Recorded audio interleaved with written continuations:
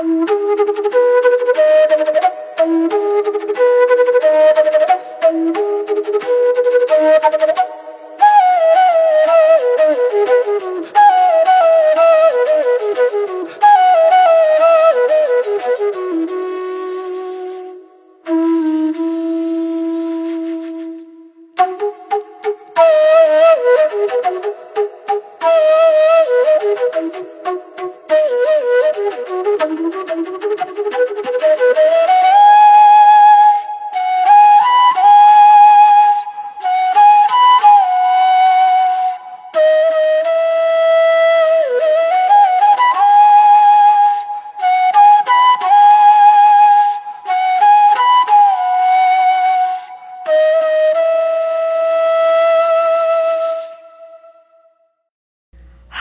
எல்லாருக்கும் வணக்கம். Welcome back to our channel.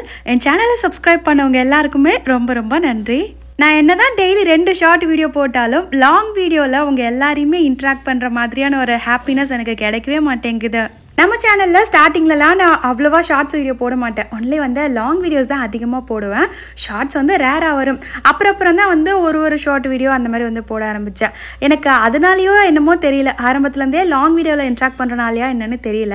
அது மட்டும் இல்லாமல் ஷார்ட்ஸில் வந்து நம்ம 1 மினிட் தான் அதிகமாக பேச முடியாதா, லாங் வீடியோவில் வந்து அப்படியே கூடவே உட்காந்து அப்படியே ஃப்ரீயாக அவங்க எல்லாரோடவுமே பேசுகிற மாதிரி ஒரு ஃபீல்லே வந்து பேசி பழகிட்டேன். அதனாலையா என்னன்னு தெரியல, எனக்கு லாங் வீடியோவில் அப்படியே வந்து உங்களோட மிங்கிள் ஆகி பேசுகிற மாதிரி வந்து ஒரு ஃபீல் கிடைக்கும். அதனால எனக்கு ரொம்ப பிடிக்கும் லாங் வீடியோவில் உங்களை இன்ட்ராக்ட் பண்ணுறது. சரி விட்டால் நான் ரொம்ப உருக்கி அப்படியே உள்ளே போயிடுவேன். நம்ம வீடியோக்குள்ளே போயிடலாம். இது வந்து நம்ம வீட்டில் கிருஷ்ண ஜெயந்தி வழிபாடு பண்ணோம்ல, அந்த வீடியோ தான். வீடியோ போடுறதுக்கு லேட் ஆகிடுச்சு. மண்டே வந்து எடுத்தது, ஆல்மோஸ்ட் இது ஃப்ரைடே பக்கம் ஆகிடுச்சு வீடியோ போடுறதுக்கு. நமக்கு இந்த வாட்டி கிருஷ்ண ஜெயந்தி வந்து கிருத்திகையோடு சேர்ந்து வந்துடுச்சு.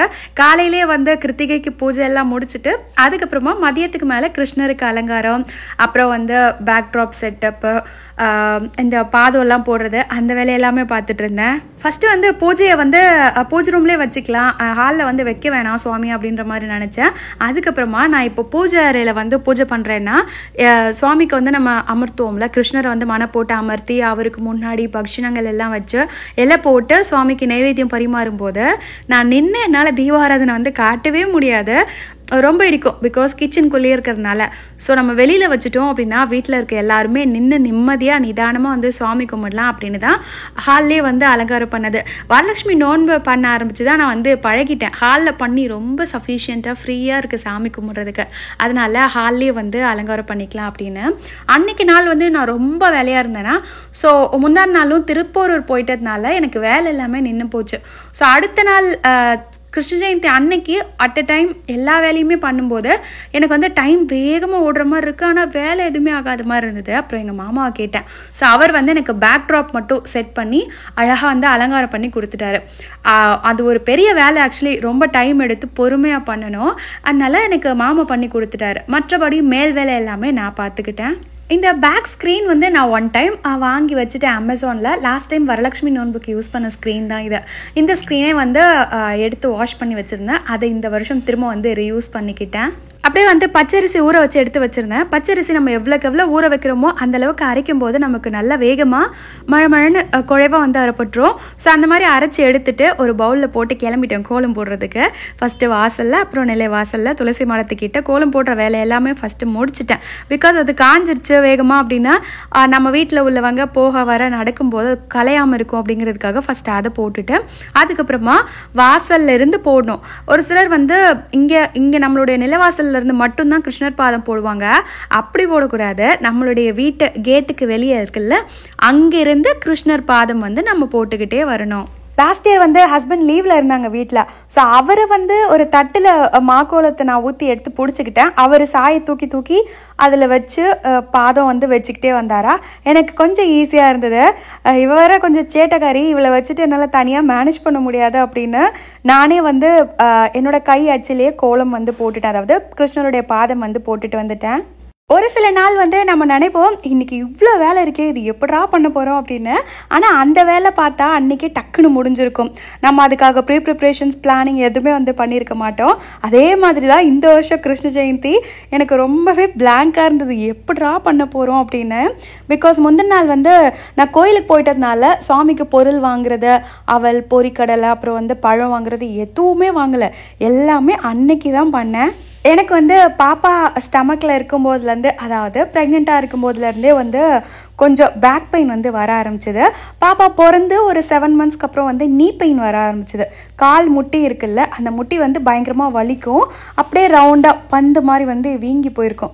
ஸோ அப்போ வந்து என்னால் கீழே ஈஸியாக உட்கார முடியாது, எழுந்திரிக்க முடியாது. அந்த நீ பெயின் வந்து ரொம்ப அதிகமாக இருந்தது. அதுக்கப்புறம் அது எப்படி போச்சுன்னு எனக்கே தெரியல. வெயிட் லாஸ் பண்ண ஆரம்பித்து கொஞ்சம் கொஞ்சமாக வெயிட் லாஸ் பண்ணேன். அதுக்கு முன்னாடியே வந்து போயிடுச்சு அந்த பெயின். அது எப்படி போச்சுன்னு எனக்கே தெரியல இப்போ வரைக்கும் என்ன ரீசன்னு. அந்த பெயின் இப்போ திரும்ப பாப்பாவுக்கு 5 இயர்ஸ் ஆகுது, இப்போ திரும்ப வந்து ஸ்டார்ட் ஆகிடுச்சு. மேபி நான் வந்து டெய்லரிங் கிளாஸ் போகிறதுனால மெஷின் மெரிக்கிறேன்ல, அதனால பெயினாக இருக்கா என்னன்னு தெரியல. பட் எனக்கு வந்து அந்த பெயின் இப்போ திரும்பவும் வந்துடுச்சு. அது சுவாமி கும்பிடும்போது அந்த அன்னைக்கு காலையிலேருந்து அவ்வளோ வேலை பார்த்தேன். அப்போல்லாம் எனக்கு அந்த கால் வலி தெரியவே இல்லை. பூஜையை முடிச்சுட்டு சாப்பிட்லாம் அப்படின்னு உட்காடுறேன், திரும்ப வந்து வலி எடுக்க ஆரம்பிச்சிருச்சு. நமக்கு பிடிச்ச வேலையை வந்து விரும்பி நம்ம செய்யும்போது நமக்கு வந்து அது பெயினோ இல்லை நமக்கு ஒரு ஹெடேக் இருந்தால் அந்த ஹெடேக்கோ எதுவுமே வந்து பெருசாக தெரிய மாட்டேங்குது. ஓடி ஓடி ஓடி பண்ணிடுறோம். அந்த டைம் நமக்கு அது தெரிய மாட்டேங்குது. வேலையெல்லாம் முடிச்சதுக்கப்புறமா தான் நமக்கு காட்டுது. இதை சொன்னால் வீட்டில் இருக்கவங்க நம்ப மாட்டேங்கிறாங்கப்பா. ஏன் இவ்வளோ நேரம் உனக்கு தேவையான வேலையெல்லாம் பண்ணியே அப்போ தெரியலையா அப்படின்னு கேட்டுடுறாங்க. அது என்னமோ உண்மைதான். நமக்கு பிடிச்ச வேலையை செய்யும்போது நமக்கு அந்த கால் வலியெல்லாம் பெருசாக தெரியவே மாட்டேங்குது. சமையலெல்லாம் முடிச்சுட்டு திரும்ப ஈவினிங் போய் ஒரு டைம் குளிச்சுட்டு நானும் ரெடி ஆகிட்டு வந்துட்டேன். இப்போ எங்கள் வீட்டு குட்டி கிருஷ்ணரை வந்து ரெடி பண்ண போகிறேன். முதல்ல சாய்க்கு வந்து கிருஷ்ண ஜெயந்திக்கு கிருஷ்ணர் வேஷம் தான் போட்டேன். அப்போ அவள் பிறந்து 5 மாதம் மடியில் வச்சு அப்படியே காலில் ஒரு பக்கம் ஆட்டிக்கிட்டே தூங்க வச்சுட்டேன். நல்லா தூங்க வச்சு அதுக்கப்புறமா வந்து 2 பக்கம் இந்த நெத்தியில் போடுறோம்ல நாமம், கண்ணுக்கு 2 பக்கம் வைக்கிற அந்த சாந்தில் பொட்டு வைப்போம்ல, அது இது எல்லாத்தையும் அப்படியே மடியில் படுக்க வச்சு காலில் ஆட்டிக்கிட்டே வந்து பண்ணிட்டு இருந்தேன். அப்போ வந்து 5 மந்த்ஸ். அதுக்கப்புறம் 2வது வருஷம் வந்து குட்டியாக ராதை வேஷம் வந்து போட்டு விட்டேன். எப்போவுமே கிருஷ்ண ஜெயந்தி வந்து 2 நாள் வரும். அதாவது கோகுலாஷ்டமி ஒரு நாள், ரோஹிணி நட்சத்திரம் ஒரு நாள் வரும். சம்டைம்ஸ் வந்து 2மே சேர்ந்து வரும். இந்த வருஷம் அந்த மாதிரி, ஒரு சில வருஷம் 2மே தனித்தனியாக வரும். கோகுலாஷ்டமி அன்னைக்கு செஞ்சு பழக்கப்பட்டவங்க அன்னைக்கு செய்வாங்க. கிருஷ்ண ஜெயந்தி அன்னைக்கு பழக்கப்பட்ட, அதாவது ரோஹிணி அன்னைக்கு கிருஷ்ண ஜெயந்தி கும்பிட்டு பழக்கப்பட்டவங்க அவங்க வழிபடி செய்வாங்க. நாங்கள் வந்து ரோஹிணி அன்னைக்கு செய்வோம். கோகுலாஷ்டமி அன்னைக்கு மோஸ்ட்லி வந்து பிராமின்ஸ் வந்து பண்ணுவாங்கல்ல, அவங்க எல்லாருமே கோகுலாஷ்டமி அன்னைக்கு செய்வாங்க. அதனால் நான் என்ன பண்ணுவேன்னா, ஒரு நாள் வந்து கிருஷ்ணர் வேஷமும் ஒரு நாள் ராதை வேஷம் அந்த மாதிரி போடுவேன் பாப்பாக்கு. அப்படிதான் 2வது வருஷம் வந்து ஒரு நாள் கிருஷ்ணர் ஒரு நாள் ராதை 2 அலங்காரமும் பண்ணியிருந்தேன். 3வது வருஷம் வந்து அந்த வருஷம் நாங்கள் ஆக்சுவலி மொட்டை அடிக்கிறதா இருந்தோம். ஸோ மொட்டைக்கு முன்னாடி வந்த கிருஷ்ண ஜெயந்தி அந்த வருஷம் வந்து நான் ராதை வேஷம் போட்டிருந்தேன்.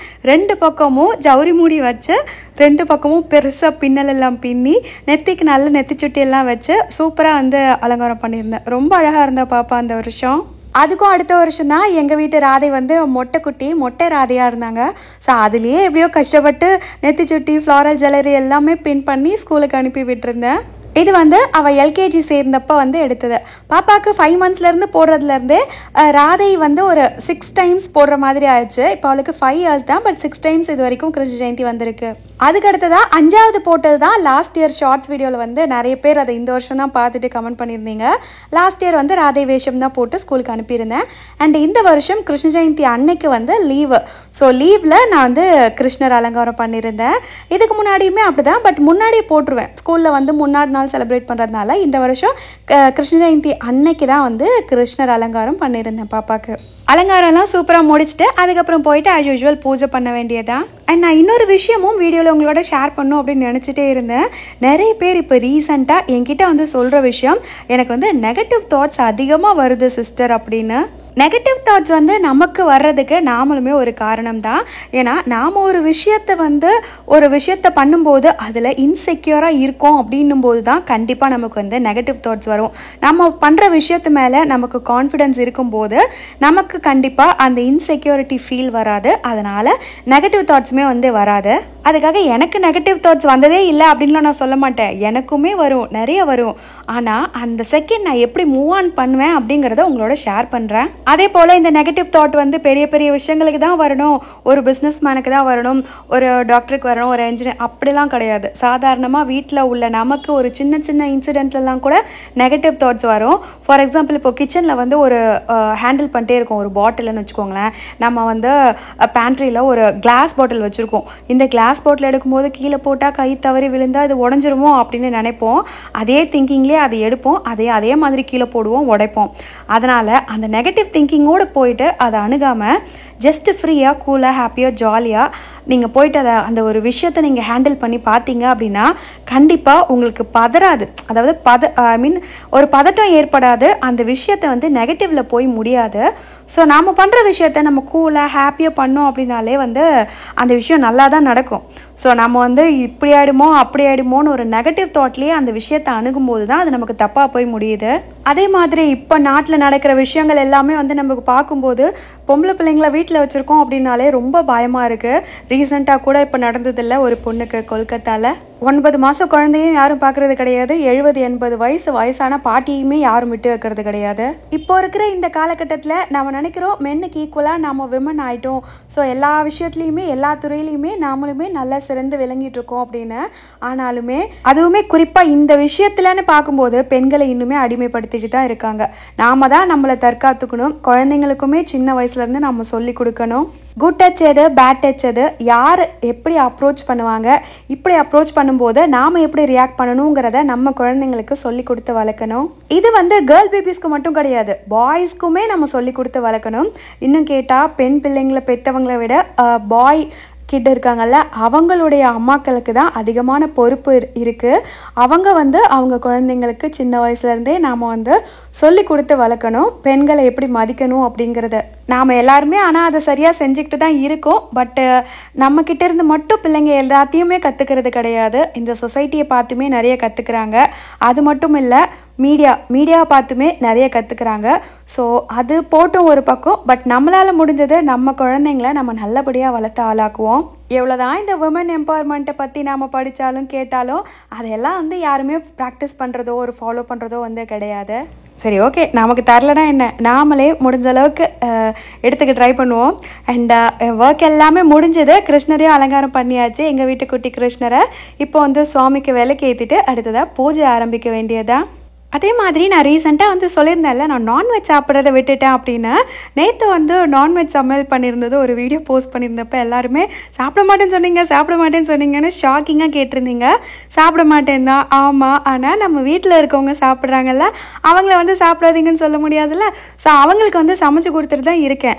டேஸ்ட் பார்க்காம எப்படி அப்படின்னு கேட்டிங்க.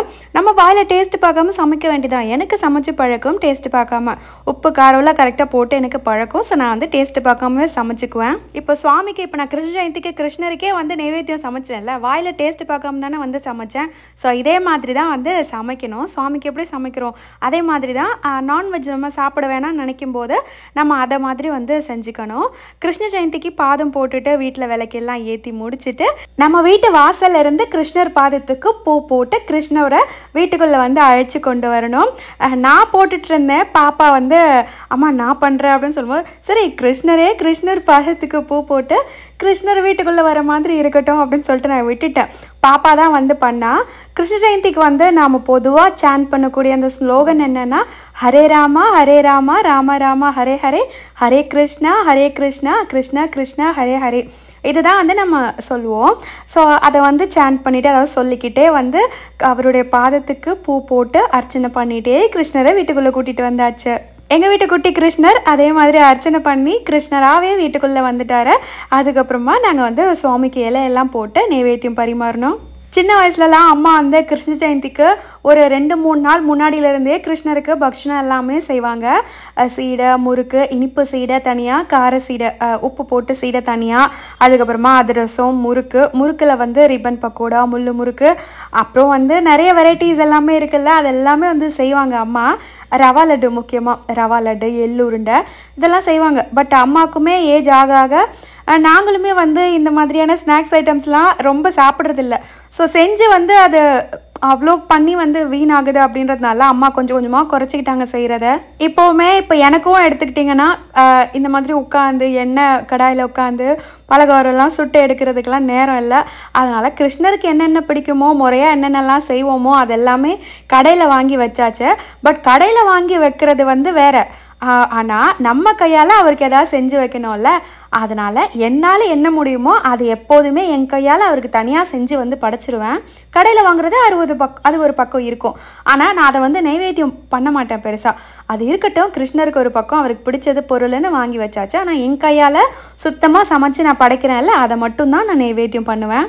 அன்றைக்கி நான் கிருஷ்ணருக்கு வந்து சாப்பாடு, சாம்பார், அதுக்கப்புறமா 2 வகை பொரியல், வாழைக்காய் கட்டாயம் பண்ணுவோம். இன்னொன்று வந்து வெண்டைக்காய் பொரியல் வந்து செஞ்சுட்டு வடை, பாயசம் இதெல்லாம் மட்டும் பண்ணி என் கையால் பண்ணி நான் வந்து நைவேத்தியம் பண்ணிக்கிட்டேன். மற்ற பொருள் அதுக்கப்புறமா முக்கியமாக கிருஷ்ண ஜெயந்திக்கு வந்து வைப்போம்ல, பால், அவல், பொரிக்கடலை, வெண்ணெய், தயிர், இதெல்லாமே கிருஷ்ணருக்கு வந்து ரொம்ப உகந்த நைவேத்தியம், இஷ்டமான நைவேத்தியம்.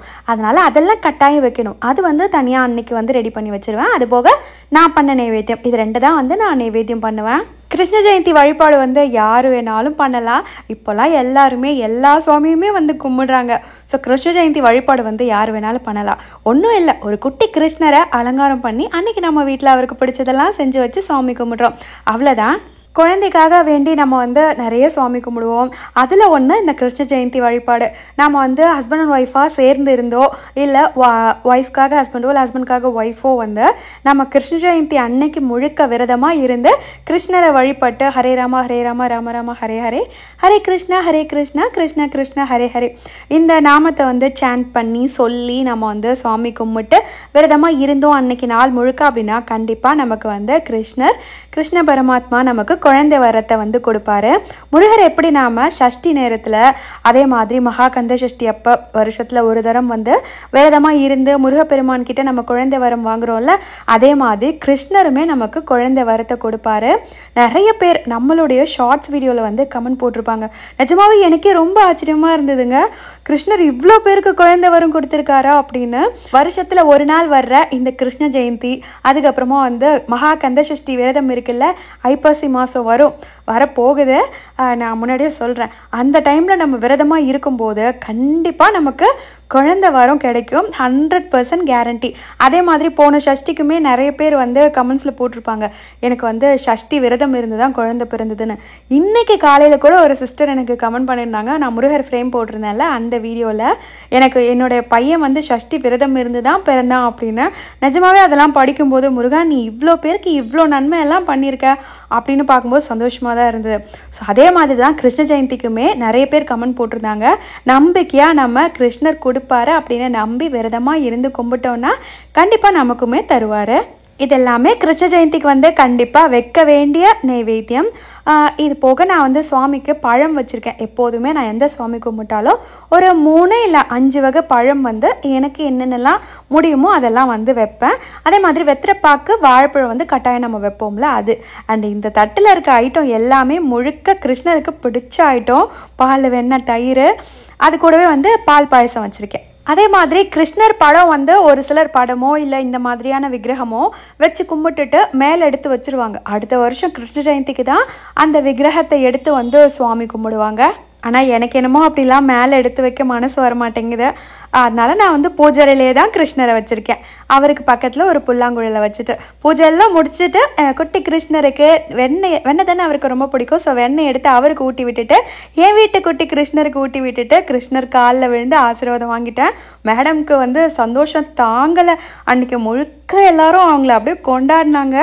காலில் விழுந்து கும்பிடுறது என்னமோ, அவங்க எல்லாருக்கும் ஆசீர்வாதம் பண்ணுறது என்னமோ. அன்னைக்கு அவங்க வந்து கிருஷ்ணர் குழந்தைனாலே தெய்வத்துக்கு சமம் தான். அதுவும் இல்லாமல் கிருஷ்ணர் வேடம் வேற போட்டு கிருஷ்ணராகவே மாறிட்டாங்களா.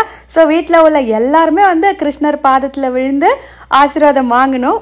பெரியவங்க சின்னவங்க அப்படின்னு வயசு வித்தியாசம் பார்க்காம. அண்ட் எப்போதுமே சுவாமி கும்பிட்டு முடித்த உடனே உங்களால் என்ன கொடுக்க முடியுமோ ஏதாவது கொஞ்சமாவது நைவேத்தியத்தை வச்சு நம்மளோட ஃப்ரெண்ட்ஸ், ரிலேட்டிவ்ஸ், பக்கத்தில் இருக்கிறவங்க, நெய்பர், ஃப்ரெண்ட்ஸ் எல்லாருக்குமே வந்து நம்ம போயிட்டு அதை ஷேர் பண்ணணும். அப்படி ஷேர் பண்ணும்போது தான் அந்த பூஜையுடைய பலனே வந்து முழுமையடையும். நான் எப்போ பூஜை பண்ணாலுமே எல்லாருக்குமே ஷேர் பண்ணிவிட்டு அதுக்கப்புறமா நான் சாப்பிடுவேன். 3 நாள் வைக்கலாம், இல்லை அன்னைக்கே கிருஷ்ணரை கொண்டு போய் பூஜையில் வச்சிடலாம். 3 நாள் வச்சா தினம் நைவேத்தியம் பண்ணணும். இந்த வீடியோ உங்கள் எல்லாருக்கும் பிடிச்சிருக்கும்னு நம்புறேன். வீடியோ பிடிச்சிருந்தா லைக் பண்ணிக்கோங்க. சப்ஸ்கிரைப் பண்ணாமல் பார்க்குறவங்களும் சப்ஸ்கிரைப் பண்ணிக்கோங்க. இந்த மாதிரி இன்ட்ரெஸ்டிங்கான வீடியோவில் பார்க்கலாம். பாய்.